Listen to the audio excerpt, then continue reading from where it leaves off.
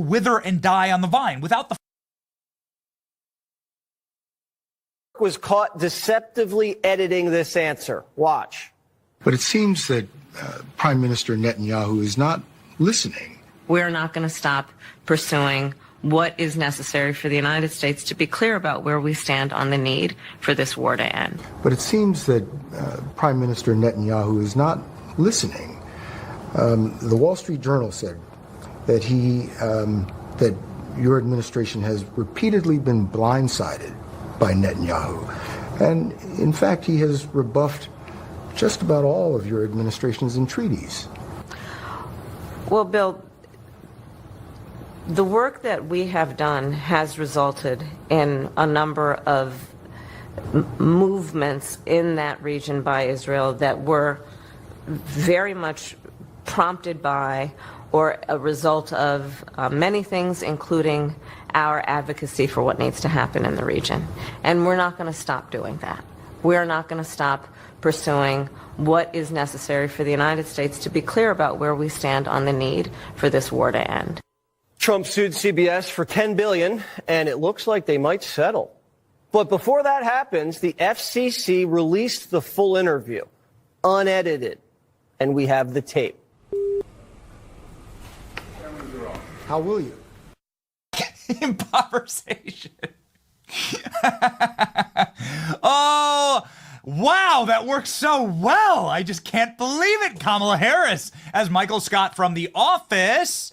I hate so much about everything you choose to be, and I'm so glad that Kamala Harris didn't choose to be the president of the United States. I am so happy about it that I don't know, Klein, I don't know we'll ever change it. We'll just keep it forever. This is a permanent fixture of the studio. We changed the studio around a lot, like to put little knickknacks here and there. Look at it. It's glorious. We all decided that Kamala Harris shouldn't be president. But boy, are we going to show you exactly how much the corporate media protects Democrats. We're going to crack open the entire giant disaster of an ecosystem that is this psyop capacity for Democrats to be protected by the corporate media that they fund. They create this as their own PR agencies. Will there even be any media left when this massive cesspool that Elon Musk calls a bowl of worms is finally eradicated? Will it just be us? Where do I get my reparations? Final thing, where do I get my reparations? Everyone else, am I the only guy that wasn't taking USAID money? Am I the only show? Is this the only actual independent show in the world? Incredible, ladies and gentlemen. Today is Thursday, February 6th, 2025. The FCC released the full 60 minutes Kamala Harris interview. This is the interview that Donald Trump sued $10 billion over, probably the most consequential interview of the 2024 election, given that it is going to reveal how corrupt your media is. DOJ turns over items from the Mar-a-Lago raid as President Trump sends resignation letters to every CIA agent, and the FBI is ready for another gutting. Democrats trying to hold up Kash Patel's nomination. It won't work. They've delayed it another week. We're going to talk all about it today with Representative Troy Nehls, Scott Perry, and also our own Jamie Mitchell joining the program to talk about her day at the White House with President Trump.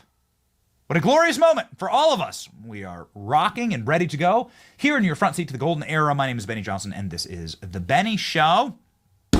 Ladies and gentlemen, the golden era, you should have some gold. I'll just straight up say it, okay? I'm just going to start off the show by saying, get some gold in the golden era. The reason why it's called the golden era is that gold has value throughout the ages. America has value throughout the ages. You should go to my friends at Advantage Gold and make sure that you are innovating and that you are hedging against the insanity that is happening right now in the stock market. Everything's behaving like a meme stock right now. Gold, however, is the top performing asset in 2024. And that is why I trust my friends at Advantage Gold to do me right. I get my personal gold and silver from them. Physical gold and silver in the old lockbox, right? Al Gore, very proud of me. And this is how we make sure that we diversify a little bit how we invest around here. If you're looking to own physical gold, especially inside of your retirement accounts, text Benny to 85545 for Advantage Gold right now. specific answer having to do with Gaza and Israel, this answer was wildly different from what was broadcast. They were demonstrably different. You could see that in one, Kamala Harris was salad shooting and was incapable of creating English words with her brain. Made no sense. This is, of course, a very important topic. People's lives are at risk. America's treasure at risk. The Middle East is at risk. This is the original, ladies and gentlemen, that was sent out as a teaser from 60 Minutes. And this is, of course, the reason why we're fixating on this. You say, Benny, this 2024 election is all over. Don't worry about it. You know, who cares? Kamala lost. She lost in a landslide. You have the giant map on your wall. The reason why it's important is that we've been talking about the corporate funding of the media via the United States government. United States government pushing millions, hundreds of millions of dollars into the coffers of the corporate press in order to protect their candidates, their policies, attack the American people. It's something we've been exposing this entire week. And we believe that this is a perfect punctuation mark as to how this all works and how the media isn't actually real. When you hear them all saying the same thing, using the same language, using the same words, it's all directed by our government. So, ladies and gentlemen, we have this moment where everyone was able to see that CBS News was editing, severely butchering their interview with Kamala Harris. Donald Trump sues 60 Minutes and CBS for this $10 billion. And then President Trump, because he's the chief executive, weighs on the FCC to go a step further. The FCC, of course, who is responsible for CBS's broadcast license and all the little goodies that are given to CBS, NBC, and ABC, and they are given to them. These are these massively profitable, probably the most expensive things that you could have as a broadcaster in the country is this licenses.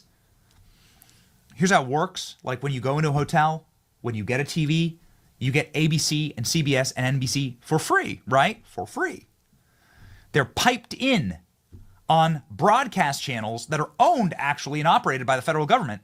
And the federal government gives licenses to ABC, NBC, PBS, CBS.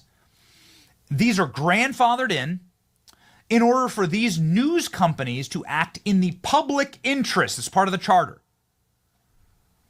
And so is it in the public interest when ABC News has no plan to fact-check Kamala Harris during the debates, but fact-checked Donald Trump's jokes? An important reminder. Here, ABC News had to settle a defamation lawsuit with Donald Trump for $15 million and apologize. ABC News literally funded President Trump's presidential library. This money is going to go to the fake news wing of the presidential library for Donald Trump. Is that in the public interest? No. This was George Stephanopoulos, straight news anchor, saying that Donald Trump's a convicted rapist. Nope, he's not. There are so many other instances of the broadcast channels that get these special privileges. You know, guys like us have to actually build and work and scrape and scrap and grind and create. All these other people are just lavished by the federal government. It shouldn't be that way. And they have this charter, unlike us, who can technically go and cover and do whatever we want, right? These grandfathered in media companies have these charters that they have to provide and work and give equal time, behave in the public interest, not be biased. How's that worked out? I mean, they're literally losing multi-million-dollar lawsuits to Donald Trump, and then Donald Trump said, you rigged the election to CBS. By fixing this interview for Kamala Harris, this embarrassing, bungling word salad of an interview, by fixing it up and tightening it up and like doing plastic surgery on it in the edit, you were able to cobble together sensical answers for Kamala Harris, and that is an in-kind campaign donation. Billions of dollars worth, which is true. Here's what President Trump had to say this morning about it. President Trump saying, CBS and 60 Minutes defrauded the public by doing something that has never been done, to the extent never seen before. They 100% removed Kamala's horrible election-changing answers to questions and replaced them with completely different, far better answers taken from other parts of the interview. This was election-changing stuff, election interference, and quite simply, election fraud at a level never seen before. CBS should lose its license, and the cheaters at 60 Minutes should be thrown out, and the disreputable news show immediately terminated. With the new Democrat scandal that just arose with respect to USAID, we'll cover that in just a second, illegally paying large sums of money to Politico and other outlets, it leads the question to be asked, was CBS paid to commit fraud? Many other questions to come. Will this go down in history as the biggest broadcasting scandal in U.S. history? Pivoting very quickly over to our reporting. When we make money, we spend money. We make more money, we spend more money. And unfortunately, on the massive payola that's going on between the feds and media outlets. The rabbit hole goes so much deeper than even we thought. Our reporting yesterday uncovered that the payroll is not only just Politico, which we covered on the show yesterday, but also 6,200 journalists and 707 news outlets around the world in 30 different nations got funding from USAID, including, like one that you would know, the BBC got $3.3 million. Bill Gates gave BBC $20 million. What's that about? What the hell is going on? Here's what we were able to uncover in just a short search. This is not the totality of the numbers given, ladies and gentlemen. Politico, we reported yesterday, received $8 million. We were utterly wrong, and we apologize. It's actually $34.3 million stolen from you to go directly into funding the attacks on the MAGA movement, which Politico has done dutifully for 10 years. The shocking and staggering increase in Politico's funding from the feds came after they dutifully laundered fake news to the American public about the Hunter Biden laptop scandal to help the Biden campaign. As evidenced yesterday, we have the emails. The emails state that the intel experts were colluding together to create a cluster cell to rig the election for Joe Biden. And Politico published, and it's still up to this very day, intel experts call the Hunter Biden laptop story hallmarks of Russian disinformation. Well, Politico got a shocking increase in their funding. You can put Killer Klein just had it up on screen. You can see this is pretty amazing how quickly their funding from the feds skyrocketed as soon as they started laundering disinformation for the federal government against Trump and to help out the superstate. The New York Times received $50 million from various government sources, including a staggering $26 million from Health and Human Services. Why would that be? What is HHS doing paying the New York Times nearly $27 million? Somebody explain that? In what universe can you say that you are an independent news outlet when you are receiving these bags of cash from the federal government? These are barges of cash that have been airdropped onto news outlets that are supposed to be independent. Of course you're not independent if somebody's paying you that kind of money. Associated Press received $20 million in government contracts. These contracts, of course, spiked severely during election years of 2020 and 2024. Amazing how that works. Reuters received $9 million from the Department of Defense for, and this is in the actual award, active social engineering, defense, and large-scale social deception. That's the name of the award. Large-scale social deception is the name of the award. So they're like, now they're just bragging about it. $220,000 from the Department of State just last year. And of course, the BBC, somehow, inexplicably, along with hundreds of other foreign news sources, got multi-millions of dollars from you. What the hell are we doing? Is there even a left wing in this country? It's worth asking the question. Let's go down to that really cool cover image here, because I love that. Is there even media?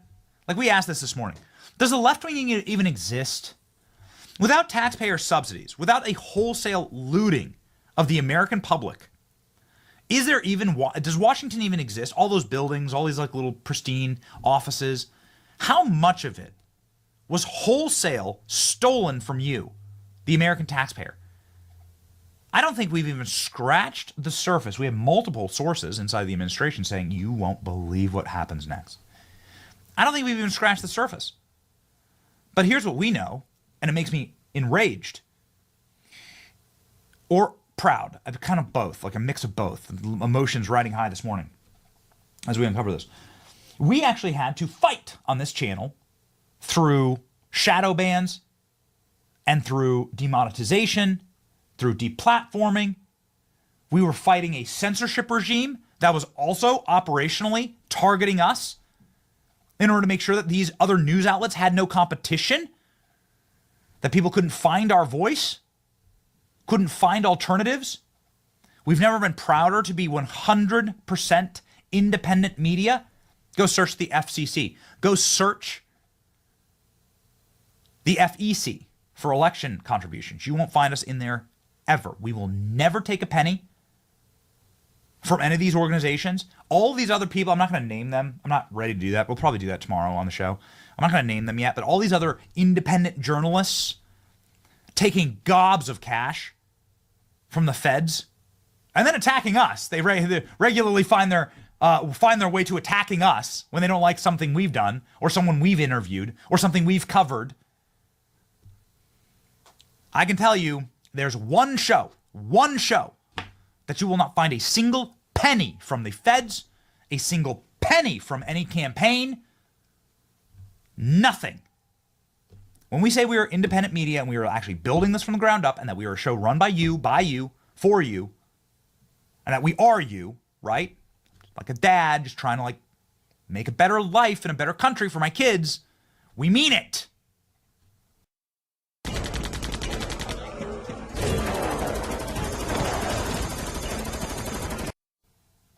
And so we're very proud of that, more proud than ever of what's being built here, and we just thank you. Just an opportunity to please subscribe to the channel, ladies and gentlemen.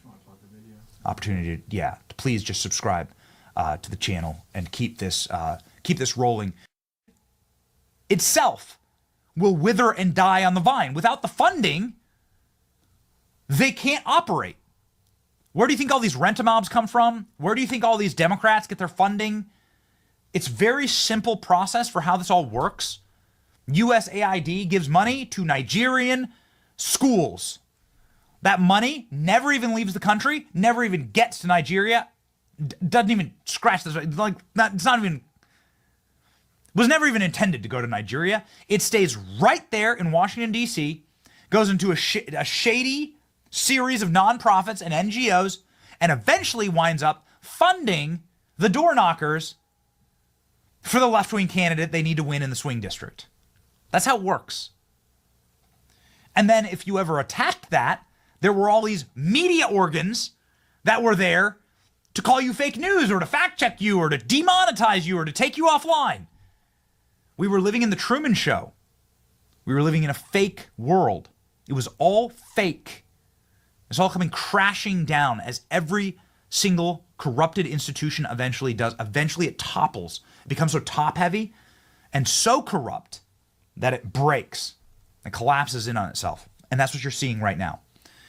This release of the CBS News unedited version of Kamala Harris's interview shocked the world yesterday. One more point on USAID, just to show you how important the work is that we're doing at the show and in this moment. The President of the United States, ladies and gentlemen, parroting and amplifying our reporting yesterday. Check this out.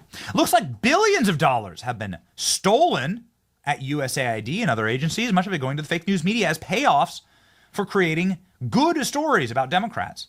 Left-wing rag known as Politico has received $8 million.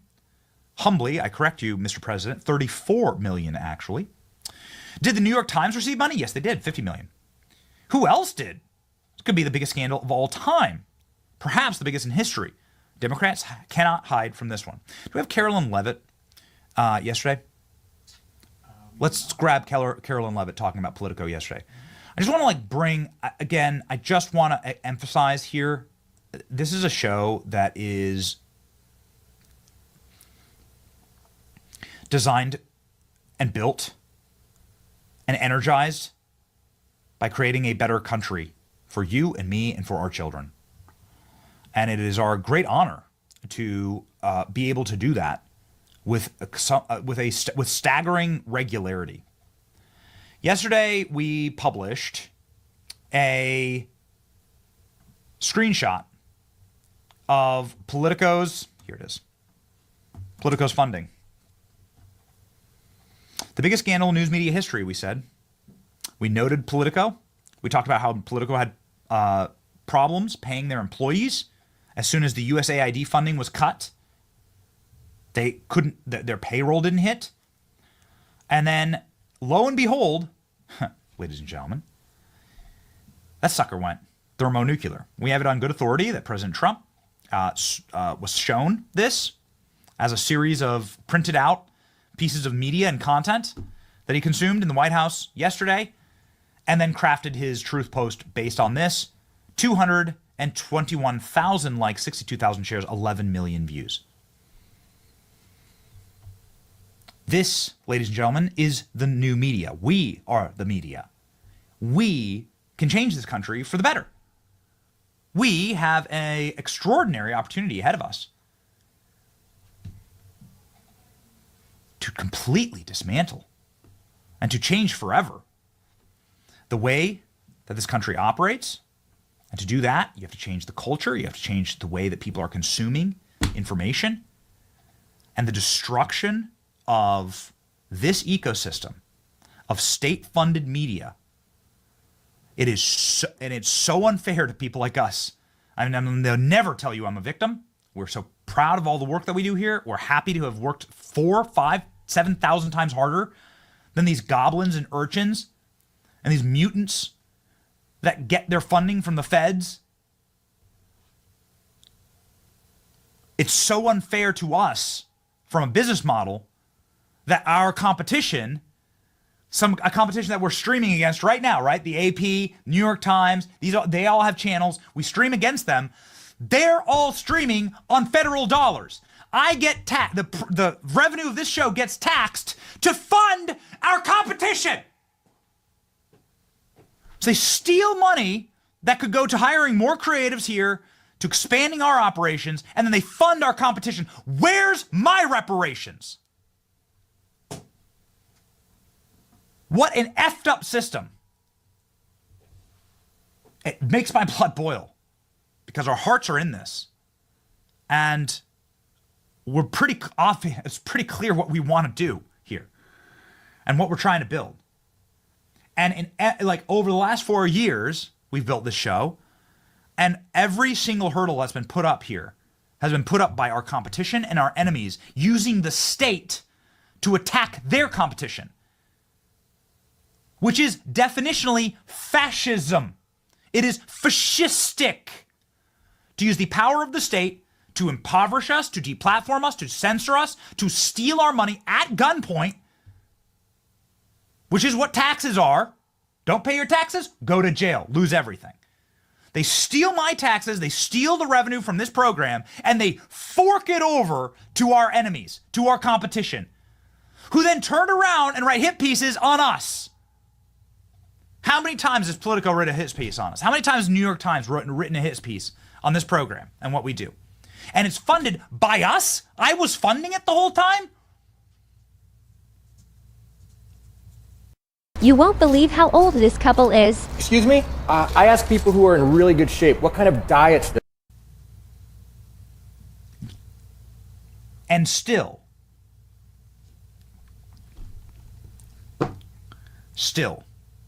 we destroy them every single day. And still, it's like shadow boxing. Because there is no substitute for authenticity.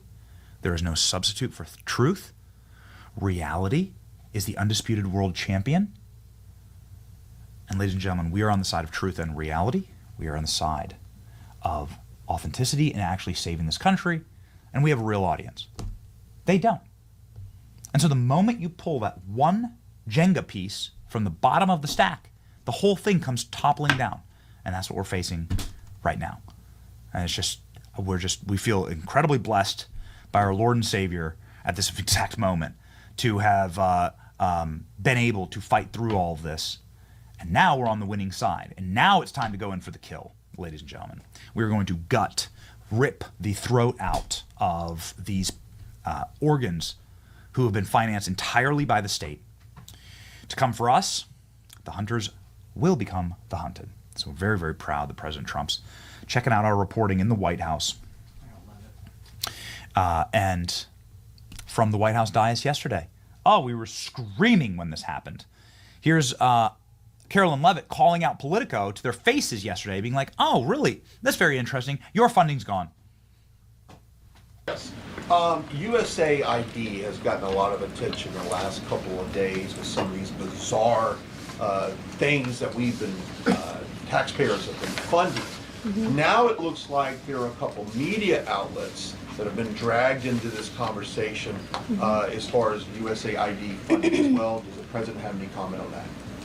So upon coming out here to the briefing room, I was made aware of the funding from USAID to media outlets, including Politico, who I know has a seat in this room. And I can confirm that the more than $8 million taxpayer dollars that have gone to essentially subsidizing subscriptions to Politico on the American taxpayers' dime will no longer be happening. The DOJ team is working on canceling those payments now. Again, this is a whole of government effort to ensure that we are going line by line when it comes to the federal government's books. And this president and his team are making decisions across the board on, do these receipts serve the interests of the American people? Is this a good use of the American taxpayers' money? If it is not, that funding will no longer be sent abroad, and American taxpayers will see significant savings because of that effort. So proud to be in this fight with you. You. Love. The chat. Hearts out to you. Ladies and gentlemen, on our program, just last week, the chairman of the FCC was on saying this is illegal, what these broadcasters are doing. I control the licenses for these broadcasters as the FCC chairman, and there's going to be some major changes. And lo and behold, you heard it here on this show first, Brendan Carr, the chairman of the FCC, put this up yesterday afternoon. CBS provided the FCC with an unredacted video and transcript of VP Harris's 60-minute interview. Based on the FCC's review of the news distortion complaint, this is the complaint via President Trump's campaign, CBS did not ask for confidential or non-public treatment of these materials. Given the value of the transparency, the public interest here, the FCC has taken two actions. The FCC is making the materials public and available. The FCC has concluded that the establishing a docket seeking comment on the issue and raise the complaint to serve the public interest. People will have a chance to weigh in. And then they released the full, unedited Kamala Harris interview. Ladies and gentlemen, it's not good. It's not great. Let's begin by establishing the fact that CBS, in multiple material instances, changed Kamala's answers. They just changed it. They actually spliced together answers from other parts of the interview and just manipulated the entire damn thing. None of it's real. It's all fake. Everything's fake. USAID is fake. News companies that you think are powerful are fake. There's no authenticity, no audience, no revenue, nothing. It's all fake. All of it's gone. You are living in a different country right now than you've lived in for the past 30 years. It's a new America. We're ripping down the facade None of it's been real. You're going to see what the real movement, what the real left actually is, which is a bunch of like dying, decaying old media companies that have no actual audience. Without the federal government propping it all up and subsidizing it, it doesn't exist. It's Fugazi. It's not real. The leftist movements aren't real either. The country is probably we're probably 70% of the country. Sure, I mean, obviously I will admit that psychotic, overly medicated cat ladies do exist. Unhappy cat lady moms addicted to the box of wine in their fridge, those exist. But they're not the majority. It's probably a 70-30 country when you get rid of all the Fed dollars psyoping the American people. And this is a great first step, all right, ladies and gentlemen? This is a great first step. Jesse Waters did an excellent breakdown yesterday of the back and forth and everything that was changed in these interviews. Let's begin with some of the reporting off the top. Let's go. They talked for an hour and left a lot out. Here's an answer that never made air. Watch. I'm trying to understand how it is that with this emphasis on the border, the numbers of crossings quadrupled under the first 3 years of the Biden-Harris administration. How did that happen?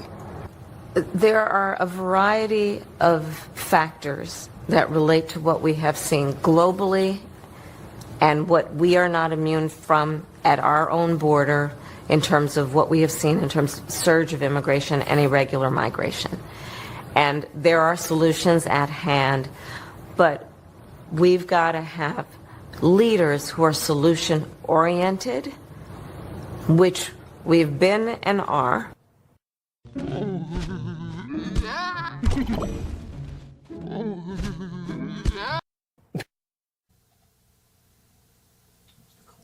It's not real. It's not a real answer. It's not English. That doesn't make any sense. We need to be solutions at the border. That's what we have been and what we are. That's not functional English. It continues, ladies and gentlemen. Here we go. Kamala on giveaway policies. Let's go. CBS also cut out their host pressing Kamala on how she's going to pay for all of her giveaways. If all of this makes so much sense, why has this not been done? You're dealing with a Congress that is divided, that many are in opposition to not only you but your policies. So how are you going to make this come true? Bill, if I approached my life as though, well, it's never been done before, therefore it cannot be done, I wouldn't be sitting here in this interview with you. That's the truth.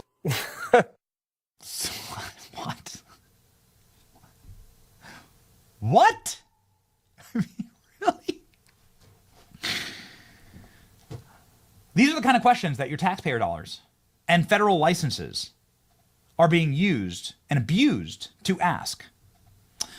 Why do you want to run for president? Here we go. 60 Minutes tossed Kamala a big fat softball, and she swung and missed. The most basic of questions. Why do you want to be president of the United States? There are many reasons, but probably first and foremost, I truly believe in the promise of America. I do. And I love the American people. You know, we are a people who have ambition and aspirations and dreams and optimism and hope. That's why you want to run. That's why you want to be president. That's why I'm running. That and some other reasons. But you're asking the American people to make you the most powerful person on the planet. Mm-hmm. Why do you deserve the American people's votes? Well, first of all, I have a career and a history of being very clear that I think of my role of leadership and in particular now for the last 4 years as vice president and moving forward as president, if the voters will have me, as being a leader on behalf of all Americans. We dodged such a bullet. Are you thankful? Like when you watch these clips, remember to go to church and to pray and to thank the Lord. We dodged such a bullet. ChatGPT could write such better answers than that. None of these answers make any sense. Kamala's not real. Kamala's emblematic of everything that we're learning about our federal government right now and the world that we've lived in. It's been a Truman Show. It's all been fake. Your media outlets are fake. Your politicians are fake. They're not real. They don't have any original thoughts. None of it makes any sense. The Obama Foundation is fake. All of it's fake. The Clinton Foundation, all of these things are fake. You know, they're all losing their money now, right? Like the Obama Foundation has lost like billions of dollars in funding after Trump's election victory. None of it's been real. And it's really nice to lock into reality. Okay, reality. Kamala misgendered? Let's go. Kamala wasn't the only one having a rough night. One of the crew guys misgendered Madam Vice President. Is that what you needed? Yes, sir. Yes, ma'am. 30 seconds of silence, please, room time. You can watch the whole thing on our social media. We can't play the whole thing because 60 Minutes does a big copyright play on it, right? To try and make sure that people can't play the entire. But you should see it. It's 60 minutes. It's up. It's a 60-minute interview. It's up on our social media. Here's the tweet. And more importantly, ladies and gentlemen, here's the FCC commissioner, chairman, Brendan Carr, explaining why this is so important for the American public to understand the corruption of the media that we pay for, fund, and subsidize as taxpayers. And you said you have to turn over the transcripts of the Vice President Kamala Harris's interview because of the way obviously it was edited, and they're already being sued for $10 billion by the Trump team.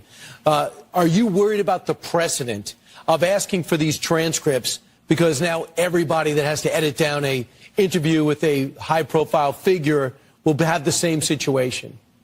No, not at all. What's actually interesting here is the precedent we're following is the precedent that the Democrat FCC set when it came to Fox. There was a complaint lodged against Fox, and so they opened up a public proceeding on that, and we're simply applying that precedent. You know, look, there's a lot of people in this country right now on the radical left that are upset about this investigation into CBS and the work that I'm doing on broadcasters. And sort of paraphrase Thomas Sowell, when the government has been weaponized in your favor, it feels like discrimination when all of a sudden there's even-handed treatment. There's a lot of people that have been on that sort of that upper road of the two-tiered system of government, and what I'm here to do is apply the law evenly. This is a rare situation where we had extrinsic evidence that CBS had played one answer or one set of words and then swapped in another set, and CBS's conduct through this, frankly, has been concerning. You know, look, they just did an interview with Vice President Vance and immediately fully disclosed the unedited transcript. For some reason, they decided not to do that in this case, and so we've now opened a proceeding. We think it's in the public interest to allow people to participate in comment, and we're going to take this one step at a time at the FCC. And I hope. All right, ladies and gentlemen, such a great. I mean, it's like exactly the message that Brendan Carr said on our program last week, which is it feels bias when the federal government has been weighing in on your behalf and supporting you. It feels unfair when suddenly all that support is pulled out. Get ready. We're hearing a lot of rumblings. You're going to see entire news outlets shutter. You're going to see these massive, powerful news outlets close down after USAID stops funding them, after the feds stop funding them. You're going to see a total resetting of the landscape.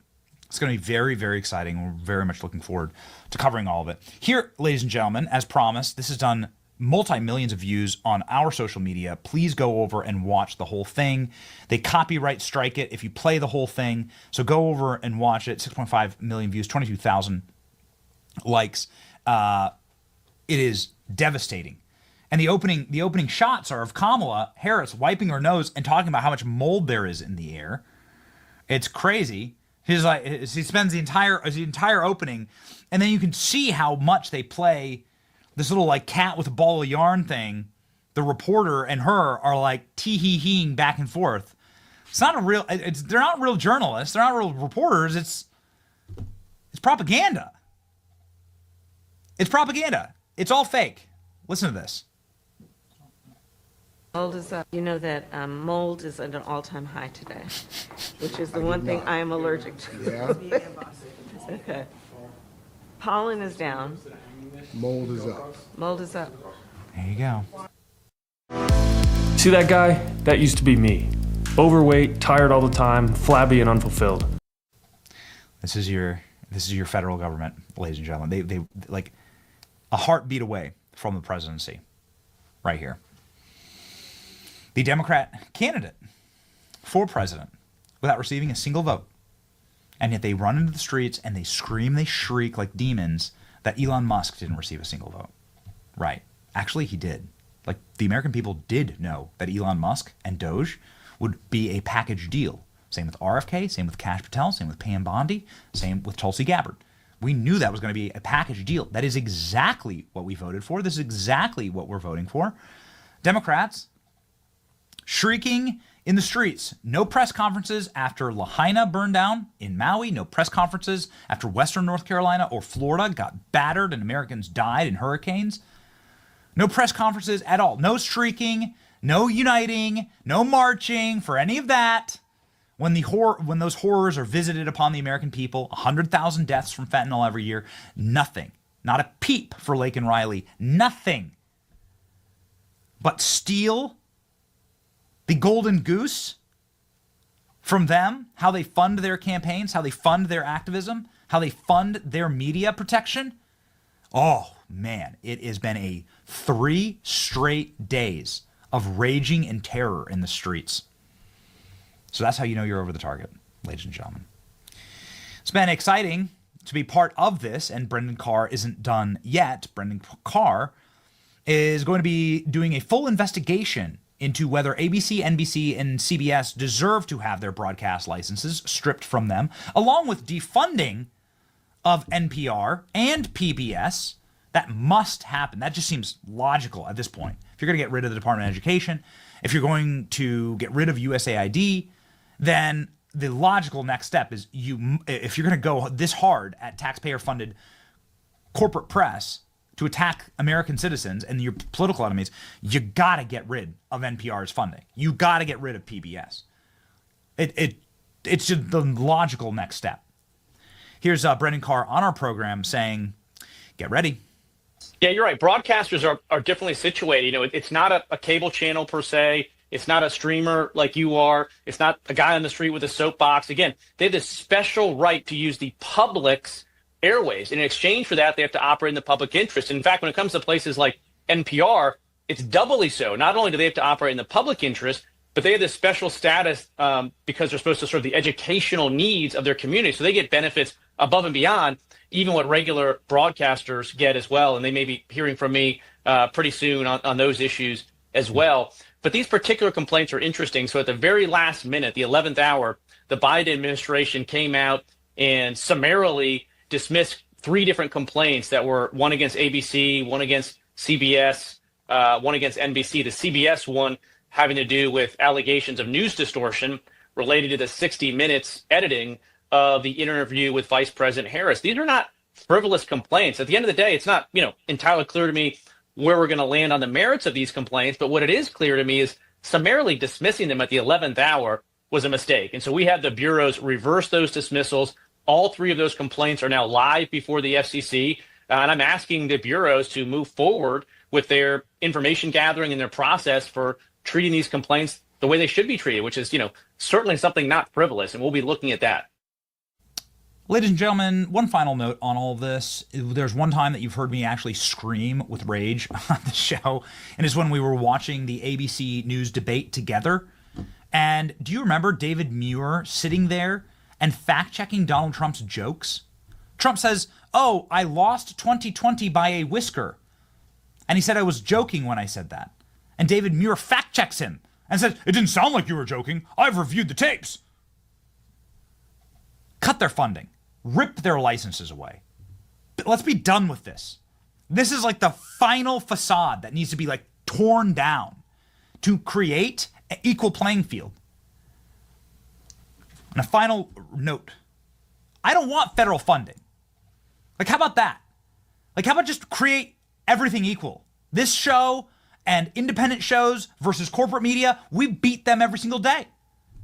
We destroy them by the numbers. Like, just even the playing field. Just have us versus them and have it be equal. That's all that we ask for. I don't want a special privilege. I don't want a barge of taxpayer money hoovered into my bank account with a bunch of little golden handcuffs that I'm going to cover certain things certain ways, or I'm going to listen to the CIA when they tell me what to say or what to do or which elections to rig. I don't want that. And nobody should get that privilege. Nobody should get that. It should all be equal. And then you let the chips fall where they may. And the people who are doing it right, ladies and gentlemen, and standing up for the American people, they'll win. Okay? Yeah. No more debates on mainstream media. We said this earlier in the last year. Debates should be independent, should be moderated by Joe Rogan, Tucker Carlson, and Elon Musk. I humbly submit myself to be a debate moderator as well.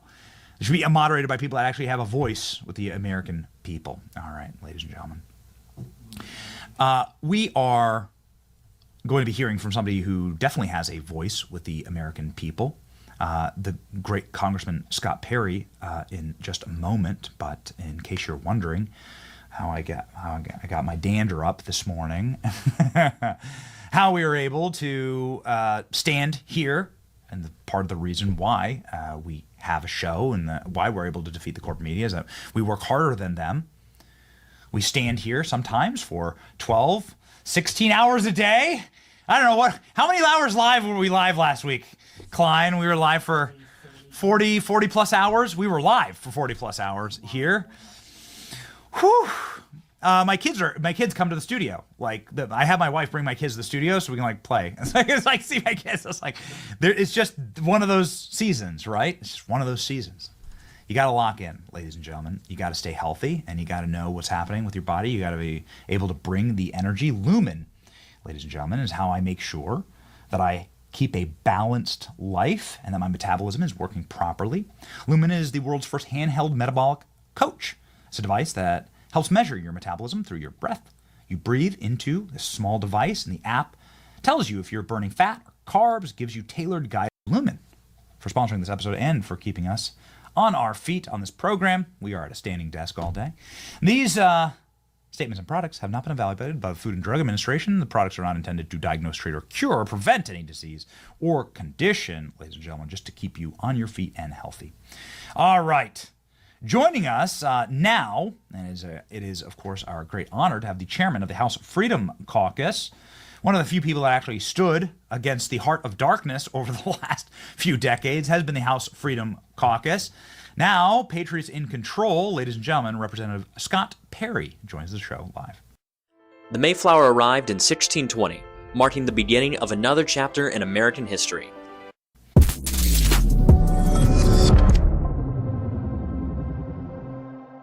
And look, I'm in the middle of this. I'm in the fight.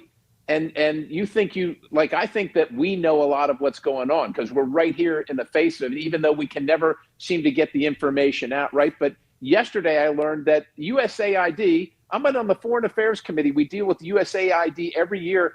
I had no idea USAID is paying for Politico, the guy that's the people that are wandering around the halls of the Capitol chasing us down with these inane questions about, did you stop beating your wife yet? And so our government is paying for this propaganda, and we didn't even know. And I listened to you say it's all fake, it's a fugazi and all that stuff. I remember one time I was talking to a campaign consultant about how I wanted to communicate with my bosses, and I said, we need to do it this way, and he said, yeah, we'll put some simulated information on there. Well, that's what you're talking about. That was Kamala Harris's. That's her word salad. It's simulated information, and of course the networks, they're all buddy. It's all a grift. Washington D.C. is a grift. The media is a grift. The whole thing, like you said, we're all living in the Truman Show. And the wonderful thing is, look, we've been shouting from the mountaintops, particularly about USAID for years, about all these crazy programs. No one hears us. The advent of Elon Musk, Vivek Ramaswamy, and Doge, and the breadth and the expanse of the conversation has changed the battlefield completely. People know immediately, and they look at this stuff and they say, "Are you kidding me?" And of course, we're so gratified. We've been screaming and saying, like, why doesn't anybody hear us? You know why? Because Politico doesn't report on it. You know why? Because they're being paid for by those people to not report on it. Yes. It's amazing because people don't understand. I was a Capitol Hill reporter for a long time, Congressman.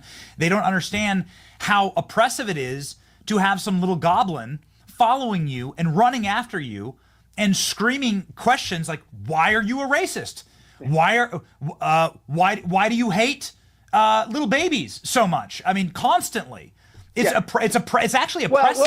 Well, look, we don't mind. I don't mind answering legitimate questions, but you got it right. They always set it up so that no matter which way you answer, you're some guy that needs to be, shoved into the dustbin of history, and they set it up so that you're going to be vilified. And they're not journalists. They are leftist activists with a press pass. That's all they are. But they want you to believe they're journalists. And of course, you mentioned NPR.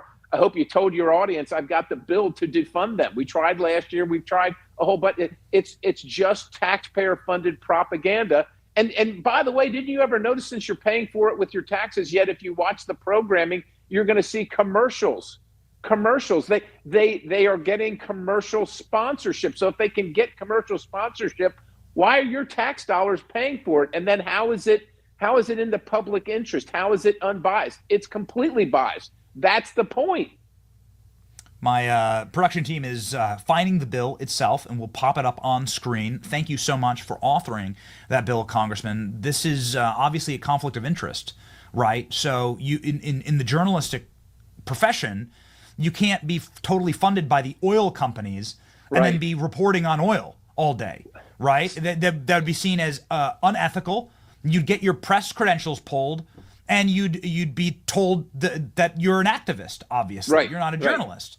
And so, at what point do we start pulling the press credentials of journalists? I mean, Politico got a little spanking yesterday at the White House from Carolyn Leavitt, and then President Trump over the top this morning on Truth Social, saying you're not. How can you be trusted to report on the federal government when you're taking $37 million from the feds? Yes.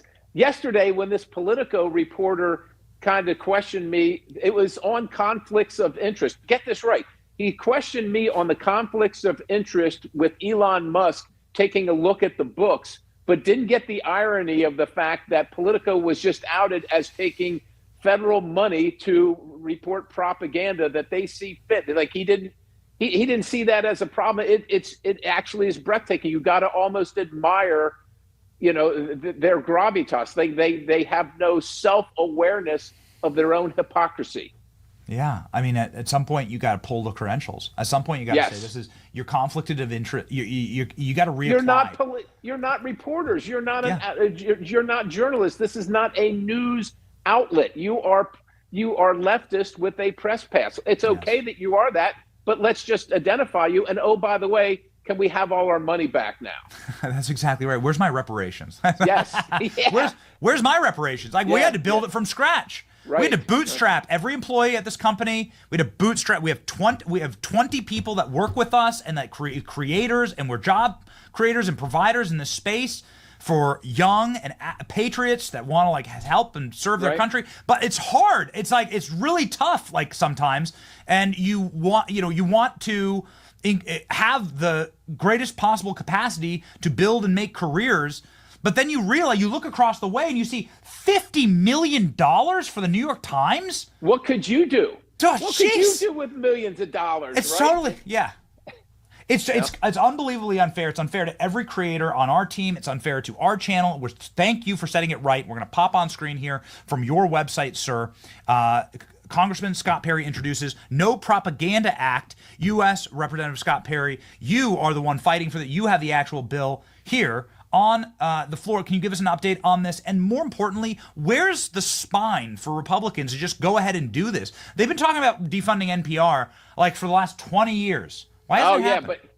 Because it's more simulated information. You said it right, Benny. They've been talking about, because they want you to believe they're actually doing, but actually they're only talking. So we're seeking co-sponsors. We'd like to get it marked up. We'd like to take input, make the bill better if we need to. Let's get it on the floor. Let's vote. But I hate to say this, but there's a lot of people in Washington, D.C. that love the simulated information. So they want you to believe they're doing something about it by talking about it when they absolutely have no intention of doing something about it. This isn't the first time I've introduced this bill, but we can't seem to get any traction. And look, I love my colleagues. My job is to work with them and try and do the best I can. But let's face it, if this was a priority for them, this would be moving. Yeah. It does seem, however, that you could defund NPR, presumably from the executive branch as well, right? Like, wouldn't you? The president. This president could impound it, but I would say this, Benny. Look, we love the things that the president's doing, but for them to endure, Congress needs to step up and make sure we pass laws that he can sign, so that the next leftist that becomes the president somehow can't just undo all the hard work and effort. And so we need to do our job here. And so, I stand for things, and they come after me when I stand for things. Other members see that and they say, I don't want any of that. That's a hard life, Perry. We don't want any of that action. So we'll talk about it, but if we don't do anything, nobody can really blame us. Congressman, since you're on the Foreign Affairs Committee, and then I want to move over to oversight, but just one more question on this. Did you know that USAID, we did some research this morning, did you know that USAID funded 6,200 journalists, 707 news outlets in 30 different countries? You're on Foreign Affairs. Surely they would have to answer to you for this. Yeah, we get 5 minutes of questioning. You have to dig through stuff. We focused on all the DEI stuff for the most part, but I literally did not know that. I found out yesterday when the rest of the world did.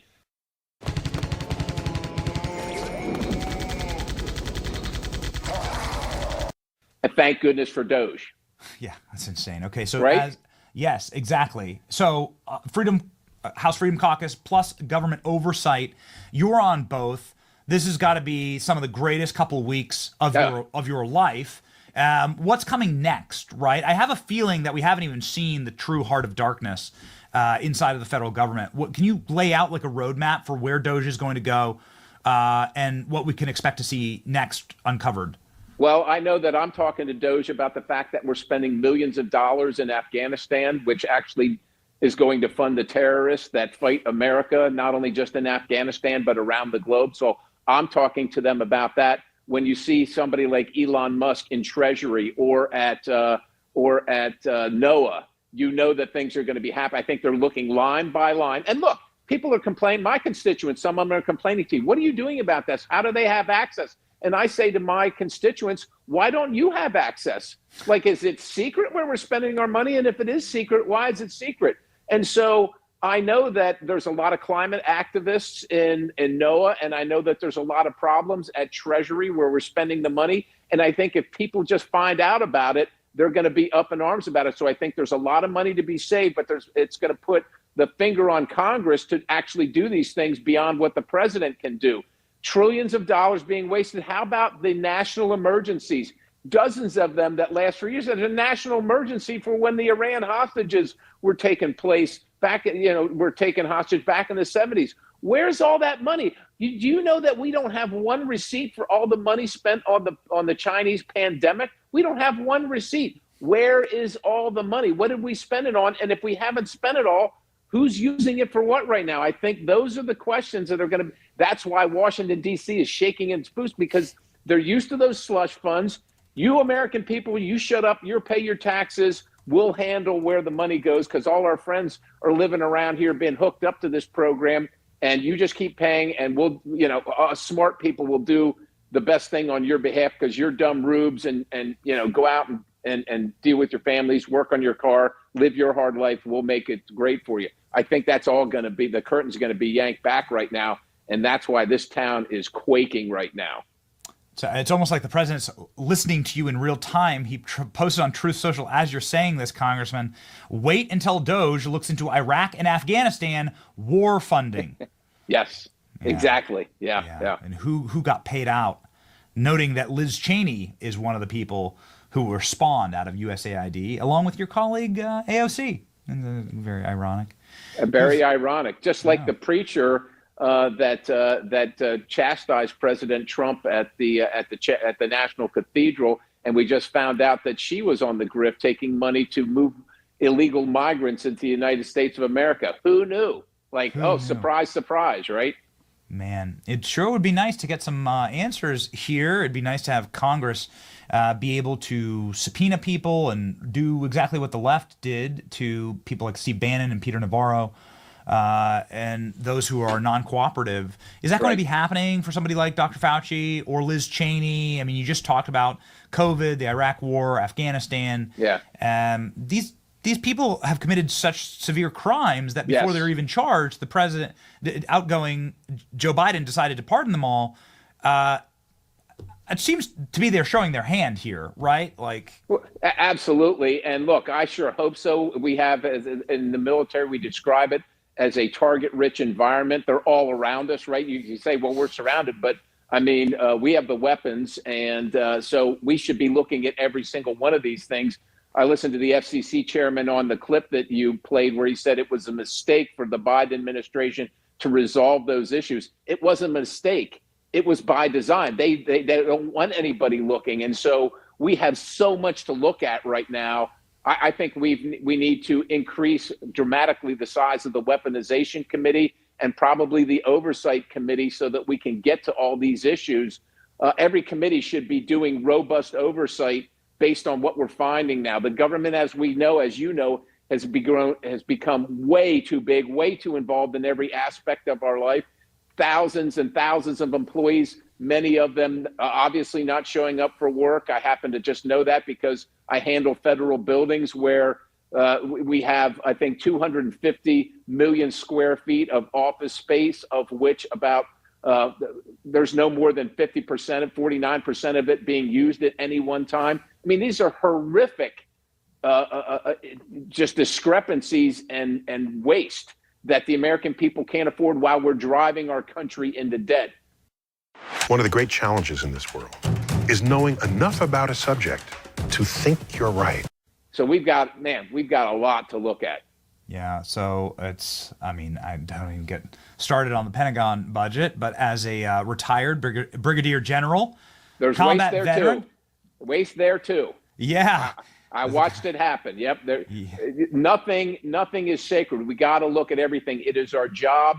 Even the things we loved. I love serving in uniform, but it broke my heart. Look, I'm a frugal guy. I grew up in a frugal household. We didn't have electricity or running water. I don't throw anything away. And to watch them throw connexes of material aid, to watch them destroy brand new vehicles because it costs too much to bring them home. That's unacceptable to me. It's unacceptable to the American taxpayer that gets up in the morning and works hard to play by the rules, to have their stuff just thrown away willy-nilly like that. Whether you're in uniform or not, it is unacceptable.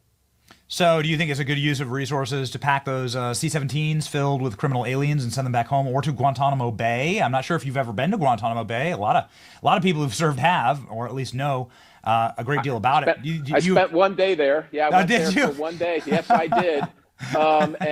Yeah, look, we not a great place, right? Like you don't want to go there, right? You don't want to go there, right? I'm very frustrated by the Biden administration releasing terrorists who will then find themselves back on the battlefield. That's who's running Afghanistan right now. Some of those very Gitmo terrorists that were released. So I don't like that, but the facility's there. We own it, so we ought to use it. And if we have these people in America and we need space, there's no reason they can't go there. Like, we don't have a lot of money. We don't have any extra money. So I love the fact that, like Colombia, my mother's Colombian, but they said to the president, you're not going to send your people here. American planes aren't going to land here. And the president, 20 minutes later, they said, oh, our bad, we'll take them.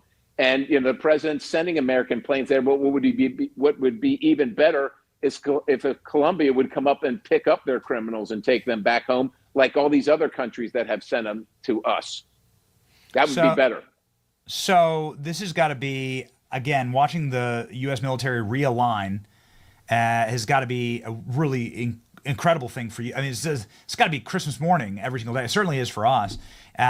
When you watch Mark Milley and having his portraits taken down at a guy getting his potential demotion as a brigadier general yourself, wanted to get your opinion on that, and seems like he might be facing potential disciplinary action as well in retirement.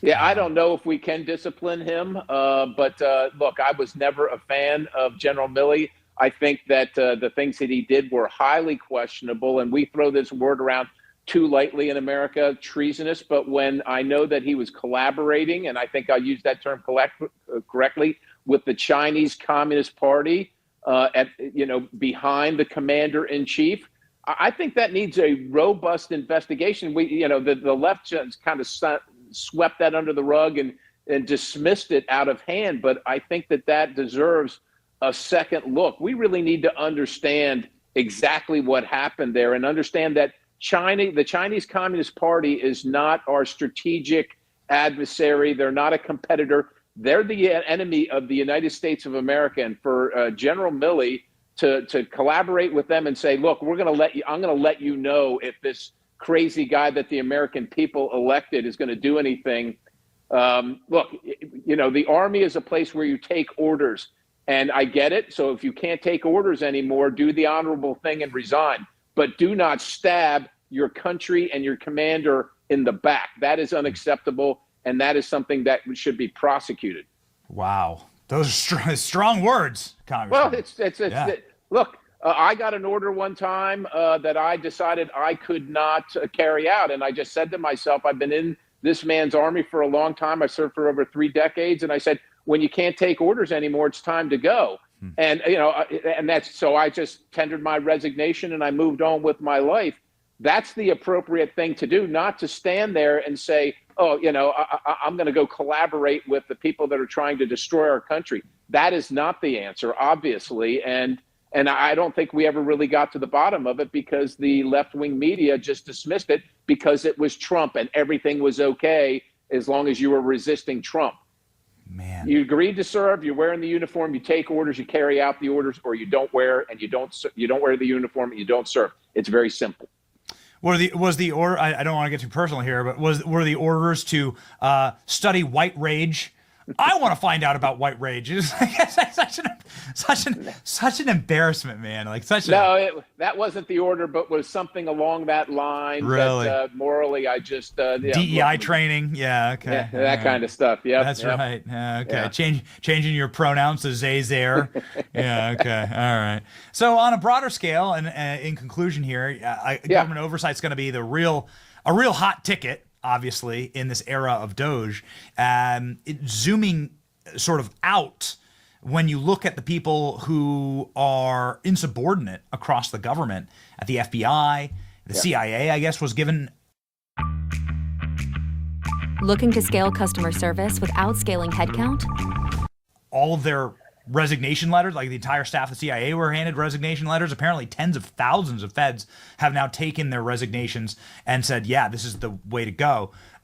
You're seeing a lot of frictions that are being created right now inside of these agencies. What's going to happen specifically with intelligence, with the FBI and CIA? And that seems to be sort of the brick wall that oversight slams into all the time. James Comer, Jim Jordan, always telling us on this program, they can't get anything out of the FBI. They can't get anything out of the feds. They can't get anything out of the intelligence agencies. Is Trump actually going to be able to reform them? How will you help him do it? Well, first of all, I'm on oversight and intelligence. New sheriff in town on the intelligence committee, new sheriff in town on the FBI shortly, new sheriff in town at the CIA. And I think that there is going to be a reset. There needs to be a reset, especially for the CIA. It needs to be outward looking. They surveilled members of Congress. And, oh, by the way, members of Congress happen to be Americans. So why would you keep files on members of Congress? What's the justification unless you're telling me they're collaborating with foreign enemies? And if they are, God bless them. Well, what are we doing about that? But the point is they've become inward looking. And we all know this. I was persecuted personally and politically because of my affiliation with the president. So was he. And so I think you're going to see some very big changes there. And I think we are going to see an opening up of these things. And I would say this, for all the employees that are working there, many of them on the right path, doing the right thing. But there's a new boss in town. You got to make a decision, just like if you're wearing the uniform. If you're not going to support your new boss's agenda and the mandate from the American people, God bless you. We understand. It's time for you to move on to the next part of your career. But what's not acceptable is for you to stay there and be an insurgent. That is not part of the protocol. So you either agree with it and can implement it because that's your job, or you move on to something else. And if you're not going to move on to something else and try and stay and burrow in and work against the president's agenda and the American First agenda, then I think you're going to be ferreted out, and you'll be leaving under different conditions in that circumstance. Yeah. We've already seen a couple of security walkouts at the FBI for various individuals, and a couple of people a couple of people needing to actually be physically removed from their offices. It's not with malice. We have a job to do here. Yeah. You don't want to do it. We get that, but we're not going to pay you to not do the job, right? But you wouldn't do that in your own business. You employ people. You pay for their car payments and their mortgage payments, their hopes and dreams, because they're doing the work that Benny Johnson needs them to do. If they're there doing work for your competitors or trying to submarine and tank your mission, you're not going to keep paying them. Why would the federal government do that? It's just common sense. No other business operates this way, and neither should the federal government. That's the long and short. We're not mad about it, but you just got to move on to something else. Yes, exactly. And the federal government shouldn't be protecting Jeffrey Epstein. They shouldn't be protecting. Indeed. It's like yes. Like, Let's know all the answers, right? Yes. We want to know all the answers. And oh, by the way, the president gave the order on JFK and RFK, and so I know that the current director of intelligence is slow rolling that. There's no let Americans. That's our information. It's not their information. It's not the intelligence agency's information. It is our information. Let's have it. That's right. Let's have it, ladies and gentlemen. Somebody who lets them have it every single day is the great Scott Perry, a man who has so honorably served his country and is also representing the newly red state, hopefully permanently, of Pennsylvania, and making Pennsylvania Florida. I think very, very trending much in the right direction. Trending in the correct direction. Everybody go ahead and follow the great congressman. Thank you so much, sir.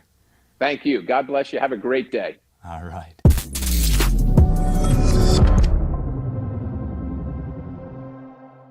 Oh, man, Donald Trump at a prayer breakfast this morning saying some very fascinating things.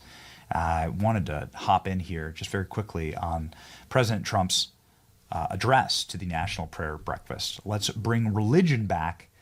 Let's bring God back into our lives. Goodness, such important messaging. Maybe we should have led with it.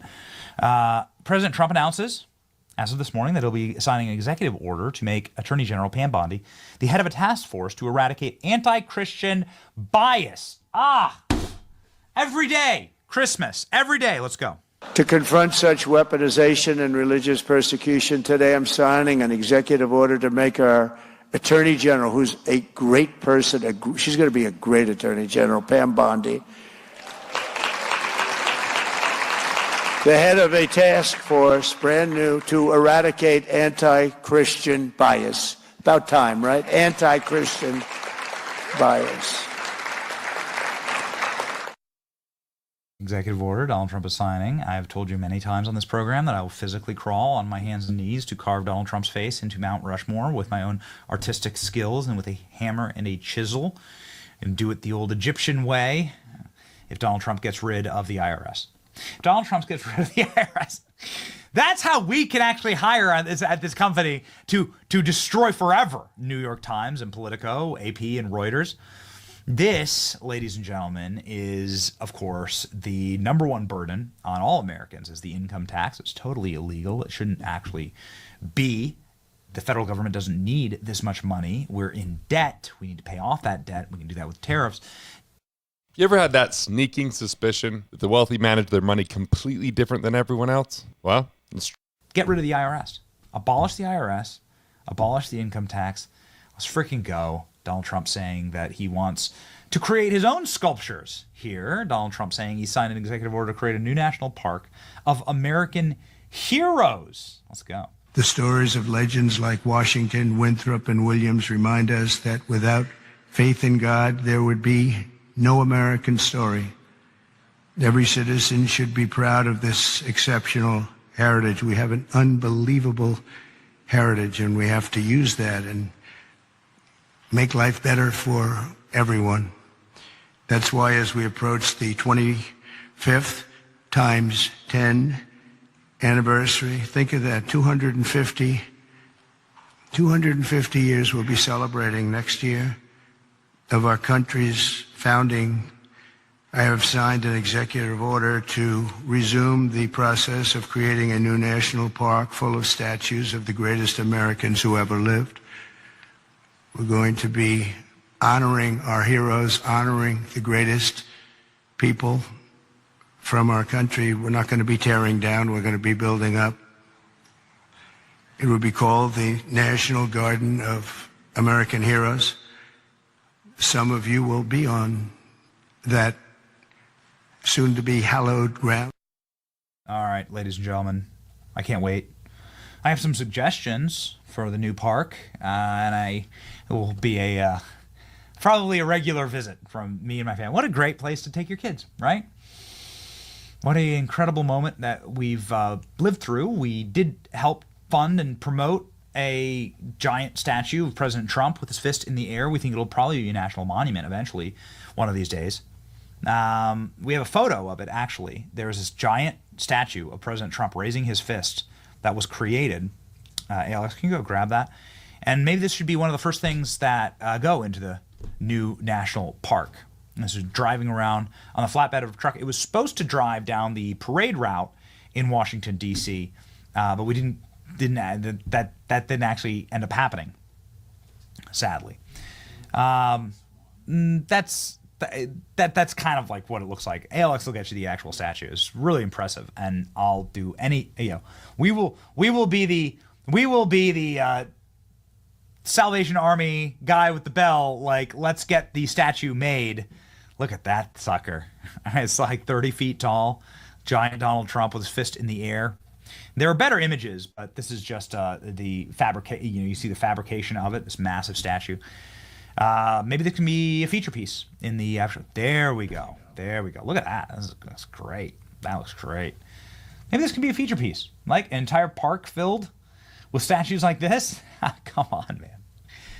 Donald Trump, in conclusion of his remarks today at the prayer breakfast, talking about his assassination attempt. Honestly, it changed something in me. I feel even stronger. I believed in God, but I feel much more strongly about it. Something happened. So, thank you. Thank you. All right, ladies and gentlemen. We are very excited to be welcoming to the program someone who joined President Trump at the White House yesterday. This is a member of our team. We've talked a little bit about our team here. The reason why I get my dander up, as they say, about the employees at this company and the deep and abiding unfairness of rigging the media ecosystem against independent creators is because we're very proud to provide careers and jobs here for young and dynamic independent creators. And one of them is Jamie Mitchell. Jamie Mitchell runs a group called Gays Against Groomers. You can also find her at The Gay Who Strayed. She's a designer on our team. She's been fighting against child butchering and mutilation for years, was one of the original voices calling out from the wilderness about this, back when it cost her pretty much everything. But Jamie Mitchell won yesterday. Jamie was at the White House for President Trump's signing of a document, an executive order, that permanently established that there would be no men and women's sports locker room or spaces, that there are actually two genders, as God has set forth. Oh. Tired of ads and games too? Check out Hero Wars. It's the first lines in the book of Genesis, actually. And Jamie, fresh off of her experience at the White House with a lot of fun photos and takeaways, joins the program live now.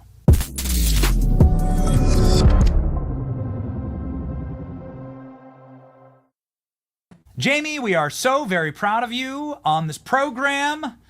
We have a lot of fun assets. I mean, it looks like you had an amazing seat in the House. A lot of guests from this show that were in the room. Also, some regulars. How was it yesterday for President Trump's historic signing of this executive order? Well, thanks for having me on, Benny. And thanks for your support, with all that I've been doing with Gays Against Groomers. But yeah, I'm still kind of riding the high. I'm still not 100% sure if that was real, that I was really in that room yesterday. It was monumental. This is something that we've been fighting for so long. And as Trump said, it's just common sense. But to be in that room, and that's the closest I've ever been to Trump, and that man actually has like a real aura about him. Like you can feel the energy shift when he walks in the room, and just being near him, it's very surreal. But I mean, it was incredible to be a part of it, and I'm so honored that our work has been recognized in the fight to end the war on insanity, really, and the war on children. It's absolutely crazy that this is even something that we have to do, that these are orders that Trump has to sign and things that even need to come out of our mouths. It's just like, how did we get here? But very quickly, I mean, it has been mind-blowing to me in the best way to see how quickly Trump has taken action against these things and how high up he has prioritized them. But yeah, it was just remarkable. And I'm so honored and still can't believe it happened. What a fun little roll. I'm like watching your camera roll here from the White House. It just looks amazing. I mean, I posted this photo and I was like, this is clearly the strongest defense of women in political history. And no Democrat, living or dead, has ever defended women more than what President Trump just did.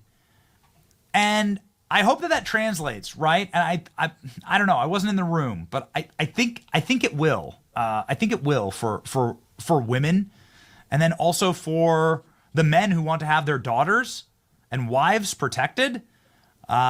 This is the strongest protections for women for anyone of any party in any administration ever.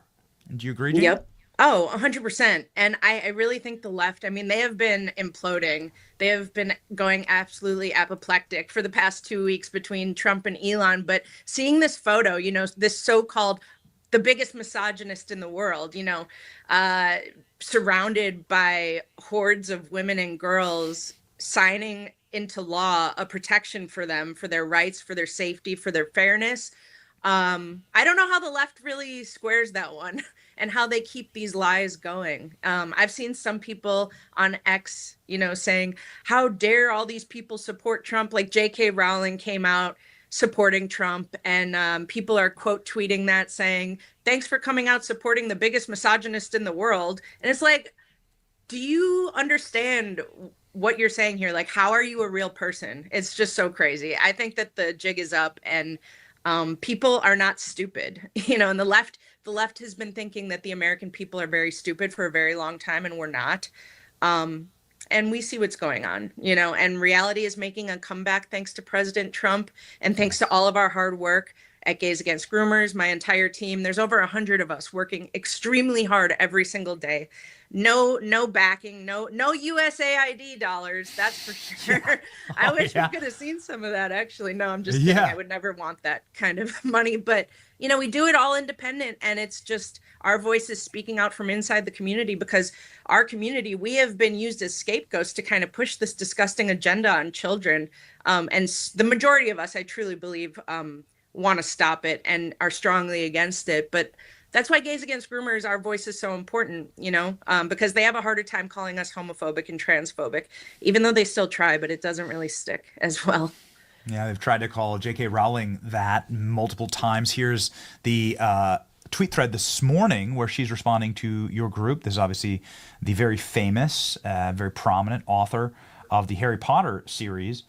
And this, plus new polling from Fox News, shows you've won. I mean, you won, Jamie. And here's 18% believes that transgender athletes should be allowed to compete in women's sports.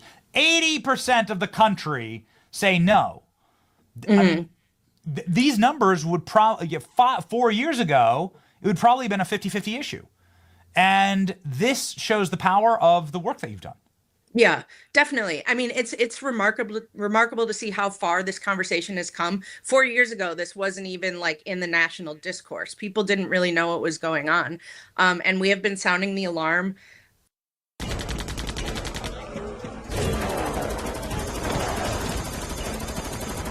For, Gays Against Groomers has been around almost 3 years now. So we've been sounding the alarm for quite a while, along with so many other people in this fight. It's definitely not just us. You see Riley Gaines up there. Billboard Chris has been incredible. All the Congress people that were in that room yesterday have been fighting so hard. Nancy Mace, Marjorie Taylor Greene, so many more. I mean, it's impossible to list off all the people that have really had an impact in this fight. But to see how far we've come in just a short amount of time. And I mean, this to me is the most uniting issue in the world. Like, Gays Against Groomers is a nonpartisan organization, like this. And we have found, despite what the media says and the Democrats, the officials, everybody supports this issue of protecting children. No child can consent to chopping off healthy body parts or chemically castrating themselves. It's absolutely insane that this is even up for debate.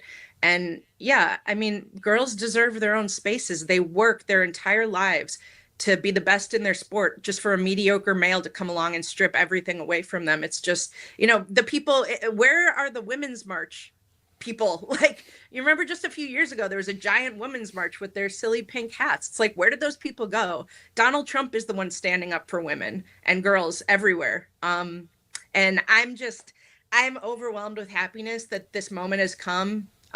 We were literally a millimeter away from the complete opposite reality, from Butler. So I'm just proud of our team, proud of all the work we've made in the progress. This is what actual progress looks like, by the way.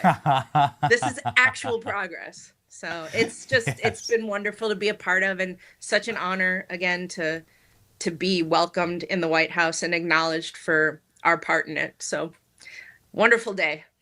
Well, we have a photo that we regularly put up on the program. We don't need to put it up now, but it's of Harvey Weinstein marching in the Women's March. That's where they were, Jamie, to answer your question. They were all marching with Harvey Weinstein to protect women's rights. That's what was happening. He was wearing a little pussy, it's called a pussy hat, like a little peacock. He's wearing one, and Harvey Weinstein. So just in case you're wondering if everything's fraudulent and fake, and literally lived in a fake world, in a literal Truman Show. Yes, it's true. So you weren't in a fake world. Here's a photo of you at the White House yesterday. Just a takeaway, Jamie. Like, what was it like there? What was the vibe of the White House? Did you get a pen, right? And what was your favorite member of Congress that you met? I didn't get a pen. He gave those out to all the little girls that were surrounding him, and I was totally fine with that. It was just, I keep saying the word surreal, but, I have been so obsessed with politics my whole life, even before Gays Against Groomers, like as the gay who strayed. And that's why I love working with you on this team as well, because like, I'm just so tuned in anyways to every little thing that happens, and to be there and to just be around such an historical place. And, it is a day, it may be the best day one of the best days of my life. I think my wedding day. My wife is going to get mad if I say it was the best day, but no, it was incredible. My favorite member of Congress, gosh, that's hard. I honestly, at the moment, I got to give a shout out to Nancy Mace, because she has just been going in with her flamethrower, nuking gender ideology and the trans madness. And, when I saw her, it was so funny. I went up to her, I said, "Hi, I'm Jamie Michelle, the founder and president of Gays Against Groomers." And she goes, "Shut up. I effing love you guys," and gave me a giant hug. It was just like, we're allied very strongly in what we're fighting for. So that was just, that was my first time actually meeting her in person. So that was wonderful. And meeting so many of them, it was just great to rub elbows and introduce myself. And, so many of them have heard about the work that we do and have heard about our organization. It's just remarkable what we've been able to accomplish in just a few years. And look, the executive orders are amazing.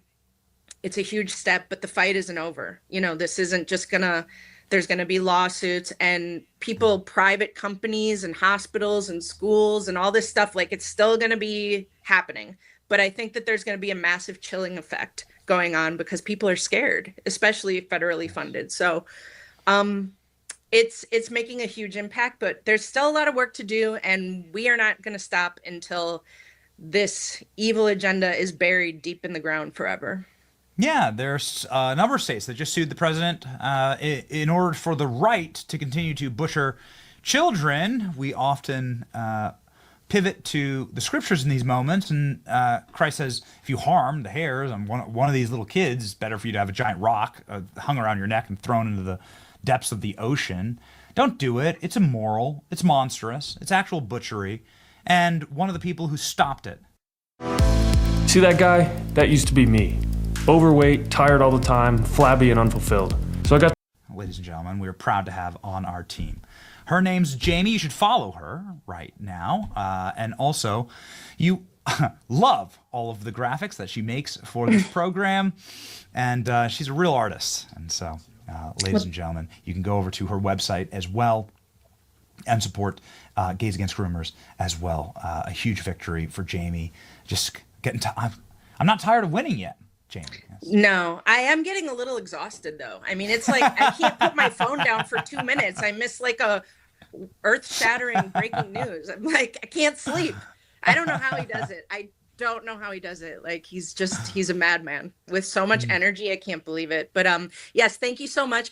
And if people want to go to gaysagainstgroomers.com, we are completely self-supported just by small donations from our supporters. Gaysagainstgroomers.com, you can donate there, get some of our merch. We have some books that we put out. So yeah, and thank you, Benny, for letting me come on and talk about this incredible experience and historic moment in our nation and for the protection of women and children.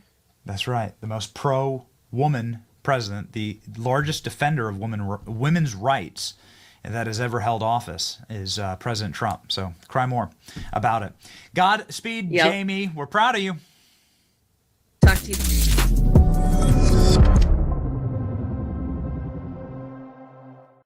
In case you're wondering, ladies and gentlemen, this is a real photo of Harvey Weinstein at the Women's March.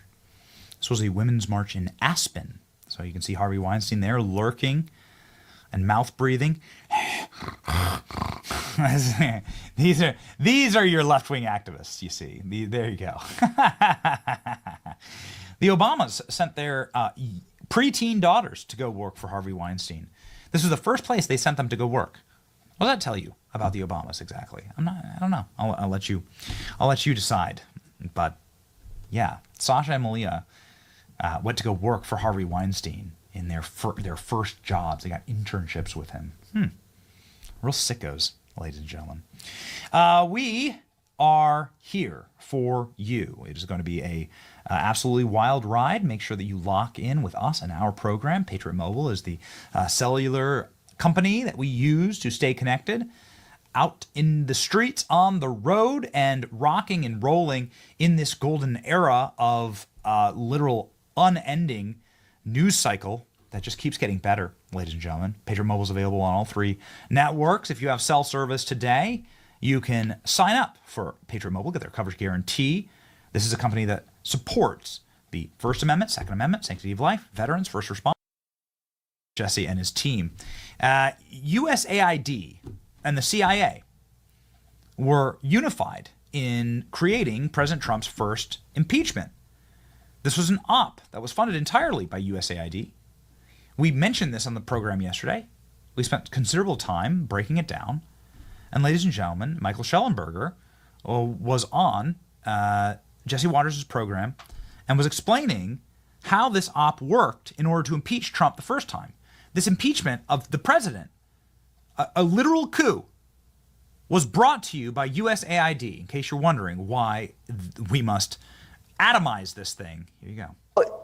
You have this new piece on Substack that the USAID and the CIA helped orchestrate Trump's impeachment? Yeah, I mean, Jesse, it's a crazy story. I mean, you might forget that, the House of Representatives impeached President Trump in December of 2019. Many people may not remember that it was a CIA analyst who was left over from the Obama White House who wrote the memo that led to the impeachment. It was all based on hearsay. The person had not actually been in the room with Trump.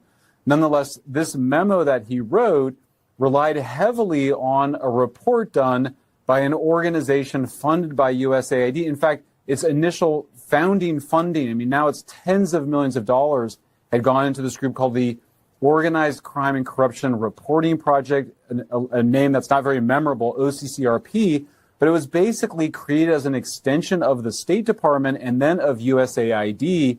And as you know, Jesse, this is very serious to be involved in an effort to do regime change at home, as we've been discovering as the files have come out with what Elon Musk has been doing.